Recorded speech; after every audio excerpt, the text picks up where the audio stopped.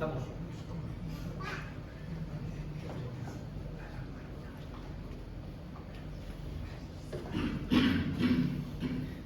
Gabriela le preguntaba a Noelia hoy qué iba a compartir con los niños y me dijo que la historia de Sodoma y Gomorra.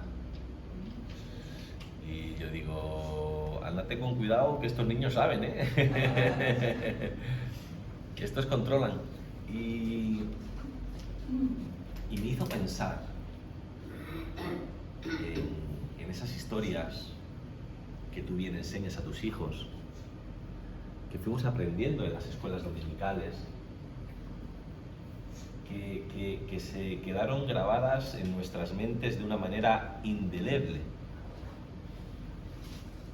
A veces olvidamos, Mónica, qué es lo que Pablo le dijo a los Gálatas, pero no olvidamos esas historias que aprendimos en la escuela dominical. Y yo pensé en el día de ayer en una en particular, porque Alberto me desafió. Durante el viaje de regreso mantuvimos una conversación, pues su hermana, su madre, él y yo. Y fue una conversación interesante en la que pudimos intercambiar opiniones, puntos de vista, y él me desafió a, bueno, pues, la idea ya la tienes, simplemente ahí, o sea, extiéndete, profundiza y creo que es una buena enseñanza. Y creo que sí, y creo que es así. Me gustaría hacerle una pregunta.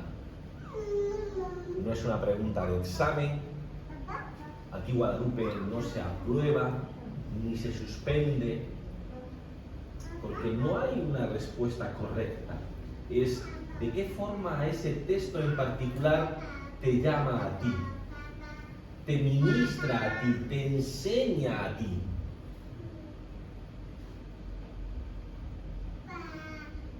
Yo veo una película y entiendo algo, pero un entendido es capaz de apreciar matices, enfoques que yo no estoy tal vez capacitado para ver.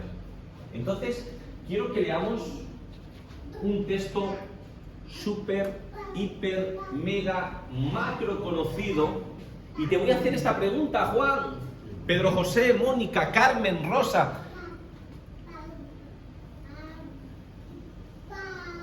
¿De qué manera te llama a ti? ¿Qué aprendes tú de esto? ¿O seguimos ahí con esa idea que aprendimos en la escuela dominical, de historia hermosa, bonita, que nos sirve de lanzadera? Miren, les invito. Génesis capítulo 50. Si quieren buscarlo, Génesis capítulo 50, versículos del 14 al 21. ¿Vale, Guadalupe? Génesis, capítulo 50, versículos del 14 al 21. Y si usted lo va a buscar en su teléfono móvil, yo lo voy a leer en NTV, Nueva Traducción Viviente. ¿Qué aprendes de esto, Rosa? Si yo en esta mañana me pusiera delante de ti y lo único que hiciera, Fernando, es leerte este texto, ¿con qué te irías de casa? ¿Vale? ¿Lo tenemos? ¿Sí? ¿Lo tienes, Eduardo?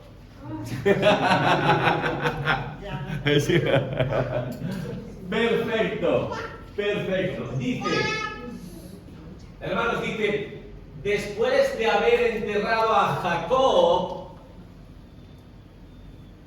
José regresó a Egipto junto con sus hermanos y todos los que lo habían acompañado al entierro de su padre. Pero ahora que su padre había muerto, papá, ¿qué pasa? Los hermanos de José tienen miedo, tuvieron temor. Los hermanos de José se decían: ahora José mostrará su enojo y se vengará por todo el mal que le hicimos. Entonces enviaron a José un mensaje que decía: antes de morir tu padre nos mandó que te dijéramos, por favor, please, perdona a tus hermanos por el gran mal que te hicieron, por el pecado de haberte tratado con tanta crueldad. Por eso nosotros, los siervos del Dios de tu Padre, te suplicamos que perdones nuestro pecado. Araceli, cuando José recibió el mensaje, dice que perdió el control y se echó a llorar. Entonces sus hermanos llegaron y se arrojaron al suelo delante de José y dijeron: mira, somos tus esclavos. Pero José les respondió: no me tengan miedo. ¿Acaso soy Dios para castigarlos? Ustedes se propusieron hacerme mal, pero Dios dispuso todo para bien. Él me puso en este cargo para que yo pudiera salvar la vida de muchas personas. No tengan miedo. Yo seguiré cuidando de ustedes y de sus hijos. Así que, hablándoles con ternura y bondad, los reconfortó.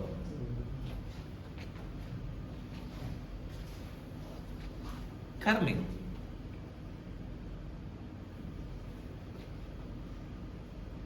¿qué le llama la atención?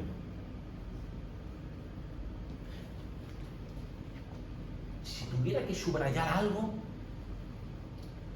marcar algo, ¿qué sería?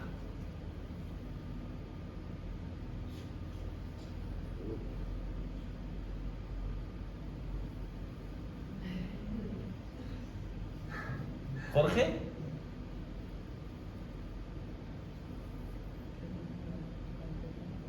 ¿Gabriela?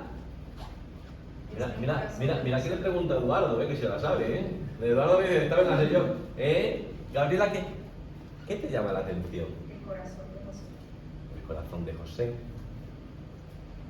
¿Juan? La disposición a perdonar. El corazón de José, su predisposición a perdonar.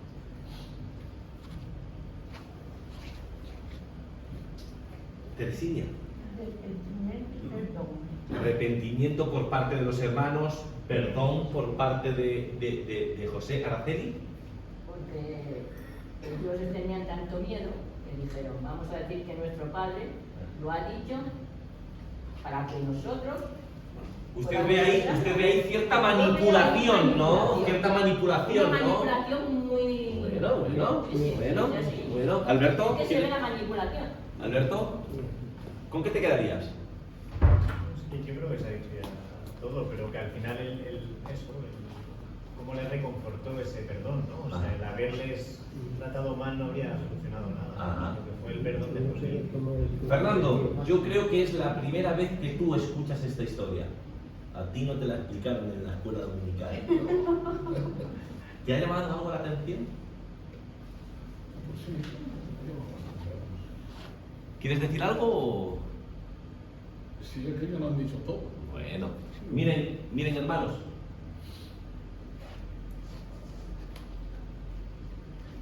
Yo veo una serie de cosas y no me voy a extender demasiado, ¿vale? Para poder explicarlas todas. Pero en primer lugar, yo veo reconciliación y perdón auténtico. José perdona a sus hermanos a pesar del mal que le habían hecho. Y este acto subraya la importancia de la reconciliación auténtica como un camino para sanar relaciones y comunidades rotas. El perdón, decía algo de esto Alberto, ¿no? Puede ser un acto liberador, tanto para el ofensor como para el ofendido. Teresina, ¿qué ¿qué es lo que José había hecho mal? La Biblia nos enseña que el Padre tiene contentamiento en él porque es un hijo que concibió en su ancianidad. Pero la misma Biblia, Mónica, nos enseña que el niño también apacentaba las ovejas. Es decir, el niño no se quedaba solamente jugando a la PlayStation en casa, con el aire acondicionado puesto. El niño también estaba comprometido en los negocios familiares. Pero los hermanos sienten envidia, como muchas veces nosotros sentimos envidia. ¡Ah! Se fue a Oropesa y yo no. O se va a ir a Pontevedra, ahí a Ogrove a comerse marisquito y yo no. O se pudo comprar un coche nuevo y yo voy a rastras con el mío de 300.000 kilómetros. O cada domingo le veo con un vestido nuevo y yo llevo el mismo pantalón hace 5 años. La envidia es un cáncer que corroe al ser humano. Y estos, en vez de contentarse,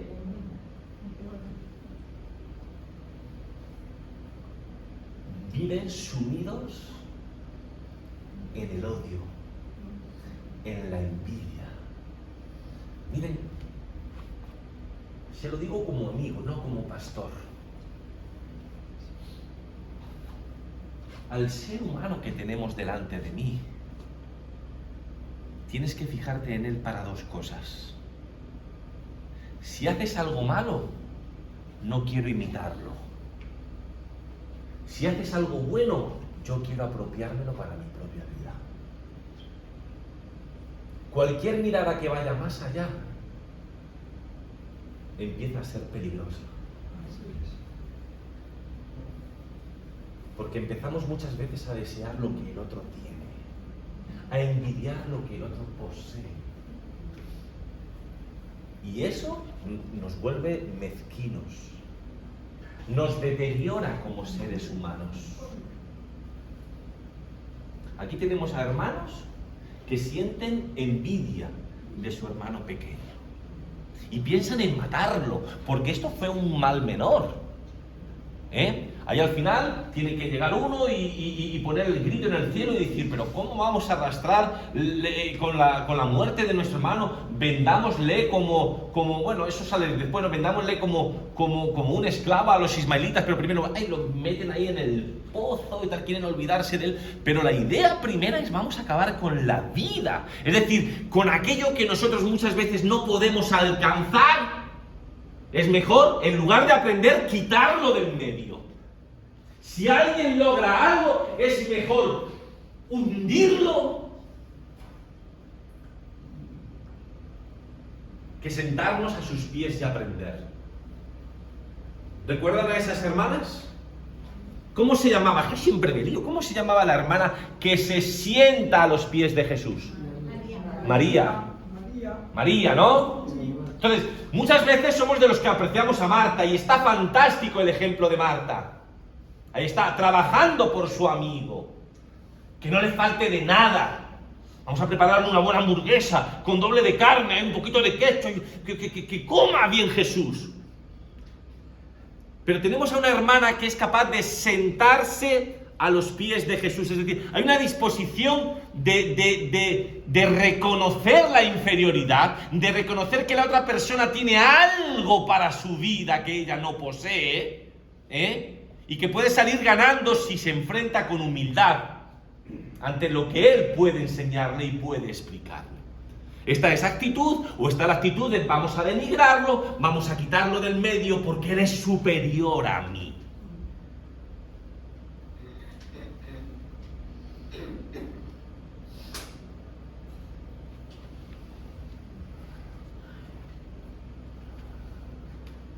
¿Tenía motivos más que suficientes José para no perdonar? Pues, ¿Tú has escuchado las conversaciones? ¿Quieren acabar con tu vida? Te ha vendido como esclavos. Te han vendido como un esclavo. Pero él decide perdonar. Y ¿sabes una cosa, Damaris? Perdonar no es olvidar, porque el olvido es sinónimo de necedad. Cuando tú olvidas, tienes muchas posibilidades de volver a cometer los mismos errores. Perdonar no es olvidar. Perdonar es decidir dejar pasar algo de largo. Que eso ya no te afecta. Que eso ya no te duele. Está ahí, pero eso ya no te provoca dolor. ¿Cuántas veces no ves a una persona y se te descompone el cuerpo? Mira, hoy, por ejemplo, una gracia. Traigo yo a Noelia, bueno, ha venido ella, pero yo me vuelvo luego con el coche y paso por el taller en el que trabajo, Carmen, y justamente en la puerta, ¿quién estaba? El jefe. Y le digo a Marimar, digo, ya me ha fastidiado el día, ya me da, nada, pero es una broma, pero ¿cuántas veces albergamos ese rencor por algo que nos hicieron? Por algo que nos dijeron. Y tenemos las razones, Rosa. Podemos esgrimir nuestros argumentos y tenemos la razón. Pero eso es un veneno que acaba con nuestra propia vida. Perdonar no es olvidar. Perdonar es decidir continuar hacia adelante, sin que eso perturbe más tu vida. Ahora, Fernando, ¿por qué no perdonamos muchas veces? Aquí vemos que es un perdón auténtico. ¿Por qué muchas veces no perdonamos, Francis? Porque el ser humano jamás podrá dar lo que no tiene. Me encantaría darte un caramelo de menta, pero no te lo voy a dar. ¿Sabes? Porque no lo tengo. El ser humano no puede dar lo que no tiene. Rosa, ¿cómo vas a dar tú a alguien algo que no tienes? Si muchas veces ni nosotros mismos nos perdonamos. Muchas veces no ofrecemos el perdón a otra persona, Guadalupe, porque nosotros mismos no nos perdonamos. Recordamos tantas cosas y seguimos condenándonos. Si nosotros nos hacemos daño a nosotros mismos, ¿cómo vamos a ser generosos con los demás?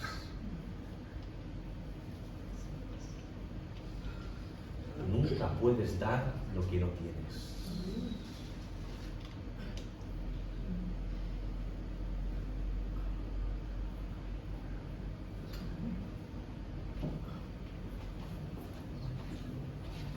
Número 2. Vemos un tipo de justicia. Justicia restaurativa. En lugar de buscar venganza, José opta por una forma de justicia que busca restaurar las relaciones y reparar el daño causado. Se puede ver en esta historia un modelo de justicia que prioriza la restauración y la sanación sobre el castigo.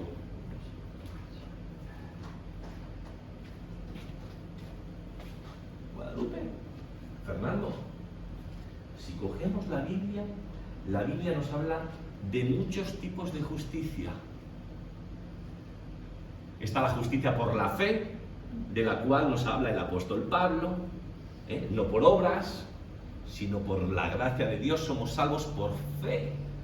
Nos habla de la justicia por la fe. Nos habla de una justicia ética y moral cuando nosotros vivimos conforme a la voluntad de Dios, cuando nosotros seguimos sus mandamientos. Nos habla de una justicia social. Ahí tenemos al profeta Isaías, al profeta Amós, cómo vindica, cómo reclama la justicia con el pobre, con el marginado, con el que tiene necesidad, con el que es apartado, merece el mismo tipo de oportunidades. O sea, la Biblia te habla de muchos tipos de justicia, pero yo quiero quedarme con dos en esta mañana. Está la justicia retributiva. ¿Qué tanto nos gusta? ¿Me la haces? ¿Me la pagas? Libro de Éxodo. Ojo por ojo, diente por diente. O sea, conforme así haces, así recibes. Madre mía, si la justicia de Dios, de la cual también se nos habla, la justicia divina, que ahí está, es una justicia llena de santidad y de rectitud, pero si la justicia de Dios fuera retributiva, si tuviera que pagarme a mí por lo que yo hago, ¿dónde estaríamos, Rosa? Pero hay una justicia, que es la que nos enseña aquí, es una justicia restaurativa. No se centra en el castigo, sino en la restauración de la sanación. Fíjense en la persona de Jesús, está lleno de justicia restaurativa. Ejemplos, ¿no me crees? La mujer sorprendida en adulterio. ¿Qué es lo que merecía según la ley? Se la apedreaba. ¿Qué es lo que dice Jesús? Quien de vosotros, es decir, te invita a una introspección, te invita a, antes de hablar, a que te analices a ti mismo, a ver si cada uno de nosotros estamos libres de errores. Oye, analízate. ¿Tú te sientes con la fuerza para juzgar a alguien sabiendo lo que tú tienes? ¿Lo que tú acarreas? ¿Eres capaz?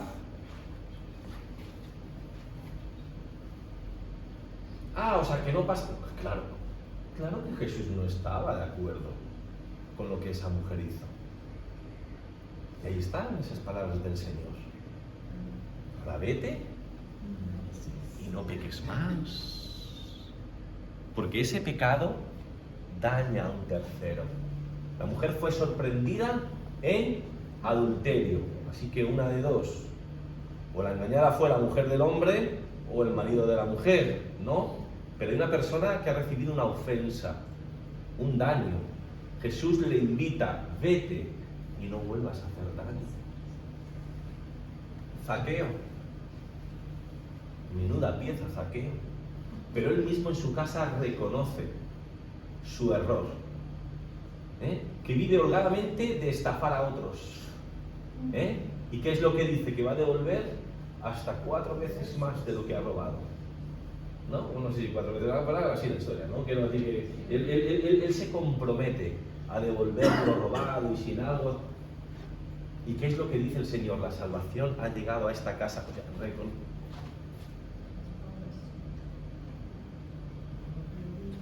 justicia restaurativa.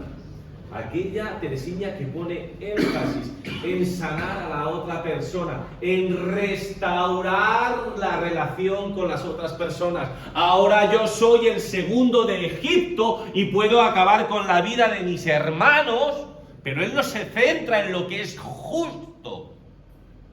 Se centra en rehabilitar, en sanar la relación que estaba perdida con sus hermanos. Número 3. Dios obra en medio de la adversidad. José interpreta sus sufrimientos.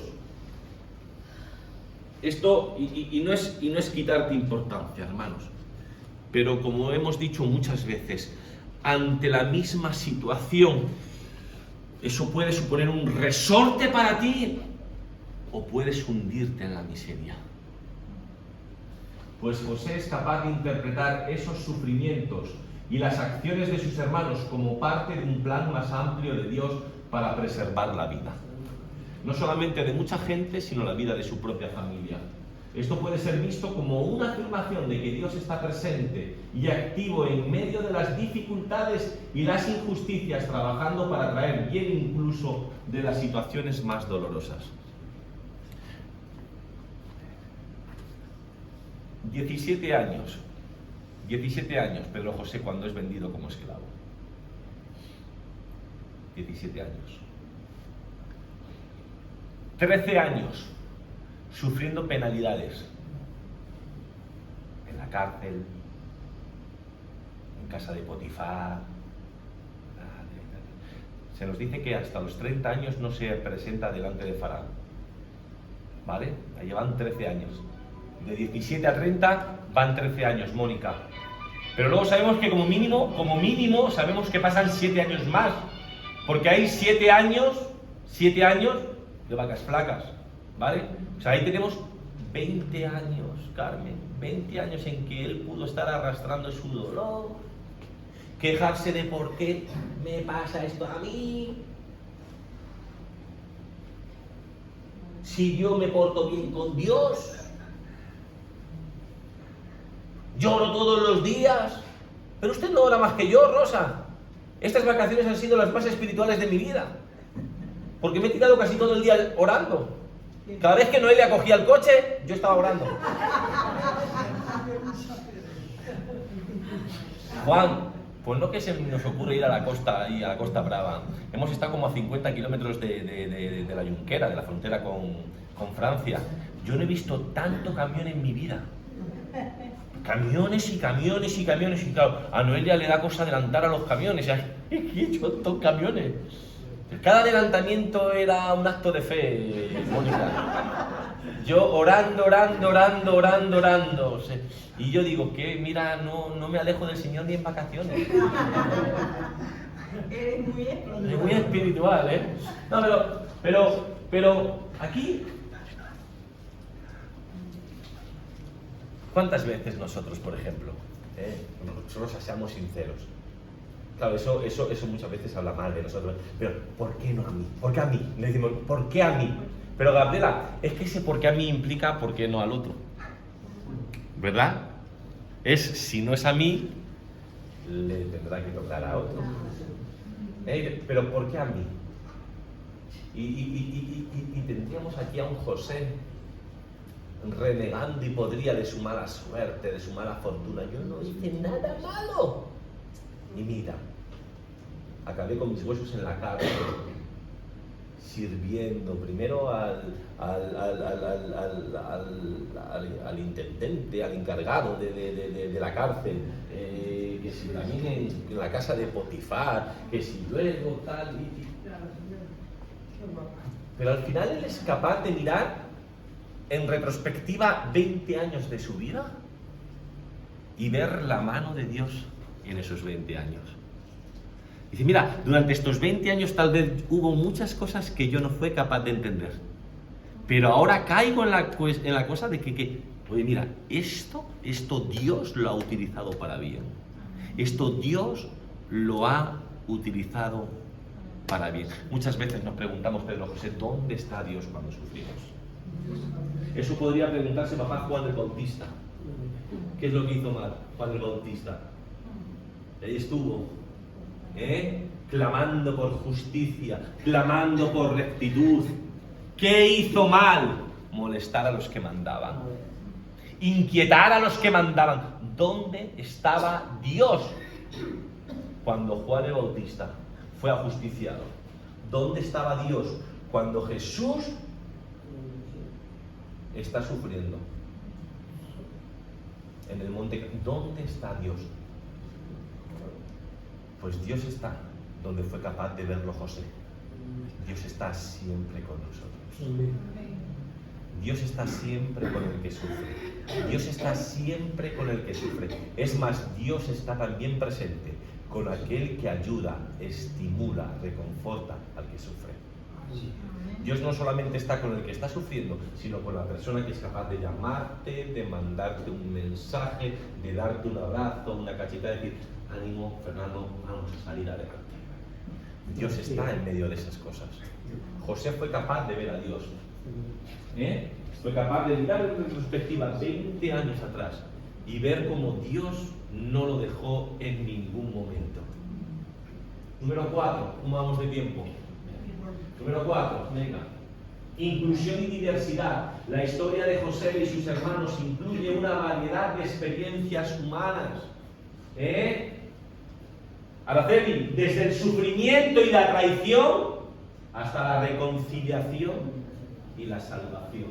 Una teología sana valoraría esta diversidad, reconociendo que todas las experiencias son válidas y que Dios puede obrar a través de cada una de ellas. Número 5. Compasión y empatía. Soy capaz de ver también. José muestra compasión hacia sus hermanos, comprendiendo su miedo y asegurándoles que no buscará vengarse. Este enfoque resalta la importancia de la empatía y la compasión en nuestras interacciones humanas, alineándose con una visión que aboga por la comprensión y el apoyo mutuo. Miren, nos falta empatía. Escuché una frase, Francis, no hace mucho, pero no sé dónde la vi, si fue en Facebook, en Twitter, en otro sermón, no lo sé. Pero alguien decía, si fuéramos capaces de entender, de saber lo que hay en el interior de cada persona,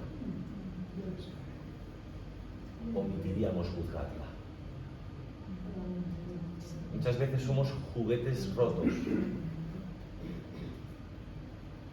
por cómo la vida nos ha tratado. Y nosotros vemos...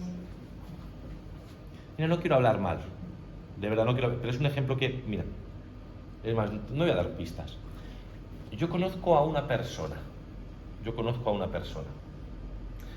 que decidió ser madre muy joven, ¿vale? Muy bien. La relación no funcionó. Y luego, esta persona ha tenido como 4, 5, 6 relaciones más. Cada relación la mete en su casa. Es decir, ahí tenemos a un niño que ha convivido con no sé cuántos hombres. ¿Sabe una cosa, Rosa? Yo a ese niño le conozco desde que nació, pero usted no. Y lo mismo usted lo ve y dice, qué mal educado, qué mal se comporta, qué sinvergüenza, menuda pieza. Pero nadie sabe la historia de ese niño. Porque si tú has tenido 5, 6 o 7 relaciones, el niño experimenta la época de enamoramiento por parte de su mamá, pero también las discusiones, ¿no?, que te llevan a la ruptura. ¿Usted cree que no es fácil salir sano de eso, ¿Y ese niño cuántos puede tener hoy? ¿Mari, 10 años, 11 años, 12 años? 12 años. Ahora la madre está sin pareja, es decir, volverá a venir otra pareja, volverá a venir otra persona con sus normas, con sus cosas. Si supiéramos la biografía de cada persona, por lo que ha pasado, lo que ha sufrido, juzgaríamos menos. Pero nos falta empatía para ponernos en la piel de otra persona. José nos enseña acerca de la empatía.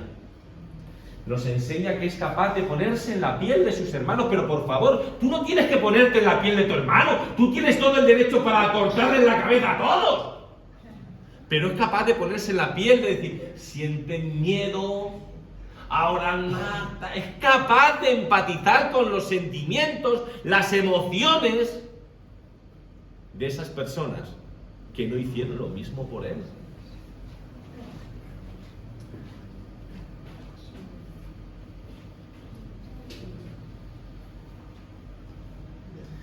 Íbamos a tomar algo a un sitio en Roses.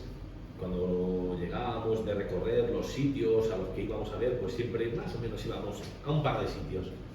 Y fue curioso que hablando muy poco con la camarera, todos nosotros llegamos a la misma, o tuvimos la misma percepción de que esa mujer estaba sufriendo. Yo no sé si la mujer tenía problemas de depresión, si venía de una relación rota hace poco tiempo, pero todos fuimos capaces de percibir que esa mujer no estaba bien del todo.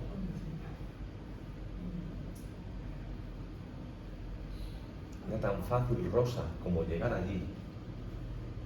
¿Qué es lo que quiere? Mira, ¿qué tal? ¿Cómo iba su día? Tú mirabas como la mujer, el último día, Alberto salió tarifando, Alberto estaba ahí, ¡ah! Pero el último día, el jefe era francés. Es que estuvimos en un sitio de Cataluña que se habla francés. Estaba tan cerca de la frontera que había más franceses que catalanes. Bueno, hasta los negocios, la mayoría de ellos son de franceses. Bueno, pues llegaba el hombre y decía, la rubia, porque no sabían hablar español, dice, la rubia, la camarera que tiene, dice, me habló de ustedes, me habló bien de ustedes. ¿Y qué es lo único que hiciste? Porque tú te sientas y no entablas nada, tú llegas, pides y pagas. Tú te montas en un ascensor hoy en día, ya ni los buenos días, ni un qué tal estás.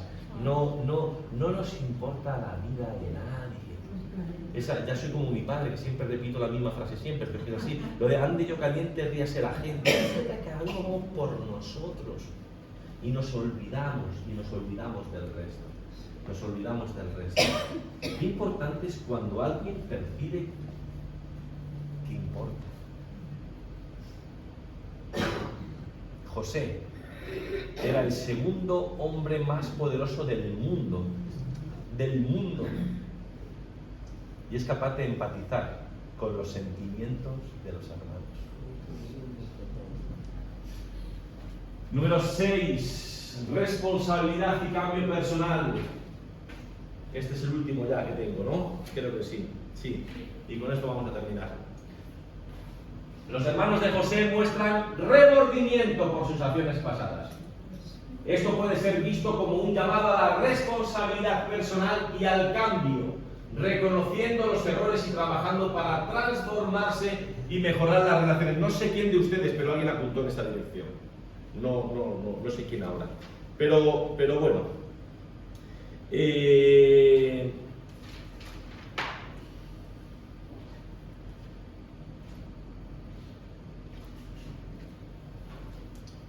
Terminamos con esto. ¿A qué nos invita? El remordimiento está bien.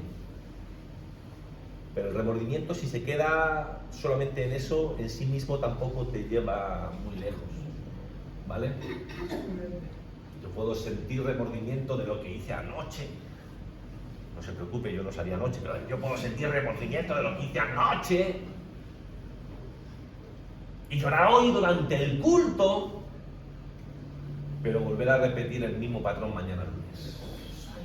¿De qué sirvió, Gabriel, a mi remordimiento? El arrepentimiento es distinto. El arrepentimiento lleva a poner tu mirada en Dios. Y cuando tú miras a Dios, quieres actuar como Dios. Sabemos de Dios porque su Hijo nos lo muestra. ¿Vale? Entonces, me gusta la actitud de los hermanos. Sienten remordimiento.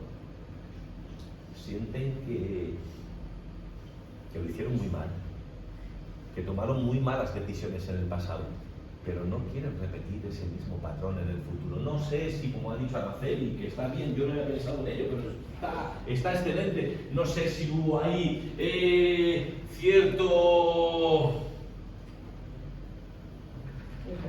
cierta manipulación, no sé, pero veo una actitud de reconocimiento de nuestros errores y de no querer repetir el mismo patrón en el futuro. Hermanos, todos nos hemos equivocado, y con esto termino, de verdad. Hermanos, todos nos hemos equivocado en la vida y todos vamos a seguir equivocándonos. La diferencia entre unos y otros, o entre algunos y otros, la diferencia es que hay personas que, aunque reconocen sus errores, siguen transitando, porque no tienen la valentía para enfrentar su realidad y darse cuenta de que muchas veces nosotros somos nuestros mayores enemigos y que nos estamos haciendo daño. Bueno, incluso esas personas no merecen nuestra crítica, sino nuestro apoyo para ayudarlas a salir adelante, ¿vale? Pero hay personas que son capaces de percibir lo que está mal y querer enmendar sus caminos. Y muchos de ustedes son el fruto de eso, de reconocer que ciertos patrones del pasado no funcionaban y que quieren tener su mirada puesta en Dios. Así que concluimos. En resumen, Génesis 50 del 14 al 21 ofrece lecciones sobre el poder transformador del perdón, la importancia de una justicia que busca sanar y la presencia de Dios en todas las facetas de la experiencia humana. Esta interpretación puede inspirar a las comunidades a vivir de manera más compasiva, inclusiva y comprometida con la justicia. Amén. Nos vemos ya el domingo que viene, que es agosto. Que Dios los bendiga. Nos despedimos con una oración.